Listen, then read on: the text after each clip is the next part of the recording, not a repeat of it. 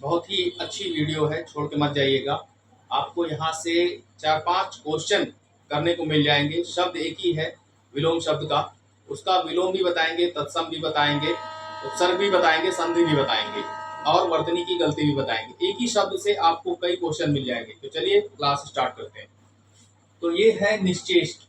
निश्चेष्ट का विलोम सचेष्ट होता है। निश्चेष्ट का पहले शब्द अर्थ जान लें। यानी निश्चेष्ट का मतलब बिना हरकत वाला, यानी जिसके अंदर हरकत ना हो, यानी जो मरणासन अवस्था में हो, यानी जो अस्थिर रूप से लेटा हुआ है, यानी जिसमें निष्क्रिय यानी गतिहीन, गति बिल्कुल ना हो, शिथिल हो, अचल हो, स्थिर हो।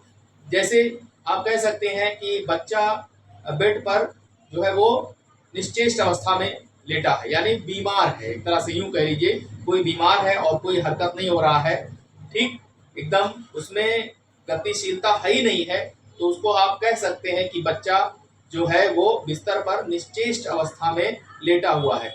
तो समझ में आ गया होगा कि निश्चेष्ट का मतलब क्या होता है। निष्क्रिय, गतिहीन, शिथिल, अचल, स्थिर या आकर्मण्य। ठीक, तो इसका विलोम क्या होगा? इसका विलोम होगा सचेष्ट, यानी जिसमें चेष्टा हो, यानी हरकत करने वाला। ठीक, सक्रिय, गतिशील, कर्मठ, परिश्रमी भी इसका अर्थ हम ले सकते हैं। लेकिन विलोम शब्द है, शब्द कैसा है? तत्सम है। तो हमें उत्तर भी तत्सम में ही देना है।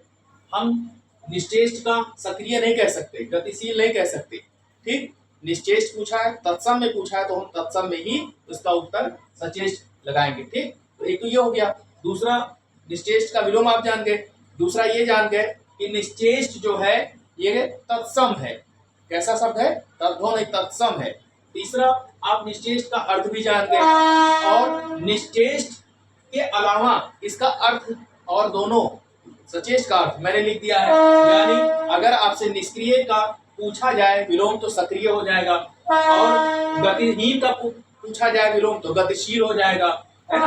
और यदि अचल का पूछा जाए तो सचल हो जाएगा। स्थिर का पूछा जाए तब भी जो है स्थिर का गतिशील हो जाएगा। ठीक है, और आकर्मण्य का कर्मठ या परिश्रमी। तो कहने का मतलब है जिस भाषा में पूछा जाए आपको उत्तर उसी भाषा में देना है। ठीक है, तो दोनों शब्द कैसा है? तत्सम शब्द है। और कभी कभी निश्चेष्ट आपको वर्तनी की गलती भी दे देता है। कोई एक शब्द आपसे गलत करवा देगा। निश्चेष्ट आपको ऐसे लिख देगा, या निश्चेष्ट आपसे आपसे ऐसे लिख देगा, या आपको निश्चेष्ट आपको इस तरह से लिख देगा, यानी आपको वो कंफ्यूज कर देगा वर्तनी की गलती में, और आप कंफ्यूज हो जाएंगे। तो निश्चेष्ट आप देख लीजिए, ये शुद्ध वर्तनी वाला शब्द है, तत्सम है। किस तरह से निश्चेष्ट लिखा जाएगा? ये जो शाह है, बड़ा शाह जिसको आप बोलते हैं, ठीक है, तालव शाह, तालव शाह इसको बोलते हैं।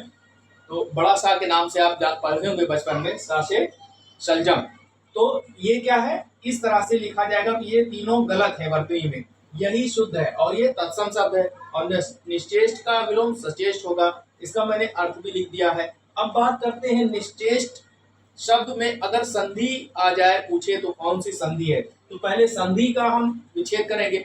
तो इसका संधि विच्छेद होगा निधन चेष्ट। निधन चेष्ट यानी कौन सी संधि है? यानी ये विसर्ग संधि है। यदि विसर्ग के बाद च आएगा, यानी निश्चेष्ट में यदि श आता है तो श के बाद हमेशा, ये विसर्ग का नियम है कि च और छ ही आएगा। आप पढ़ लीजिएगा, विसर्ग संधि में च या छ ही आएगा। तो जब हम इसको तोड़ेंगे यानी इसका विच्छेद करेंगे तो निधन चेष्ट हो जाएगा। नि माने होता है बिना या रहित, और चेष्ट माने गति, क्रिया या प्रयास होता है, यानी जो बिना प्रयास किया गया हो, यानी बिना हरकत किया जाने वाला। ठीक है, तो इसमें कौन सी संधि है? इसमें विसर्ग संधि है, निधन चेष्ट। अगर इसे पूछा जाए कि संधि ना पूछ करके इसमें आपसे पूछ ले कि इसमें कौन सा उपसर्ग लगा है, तब आप नि उपसर्ग नहीं लगाएंगे, तब होगा निस उपसर्ग, निस धन चेष्ट। ठीक है, इतना ध्यान रखिएगा, लोग यही गलती करते हैं।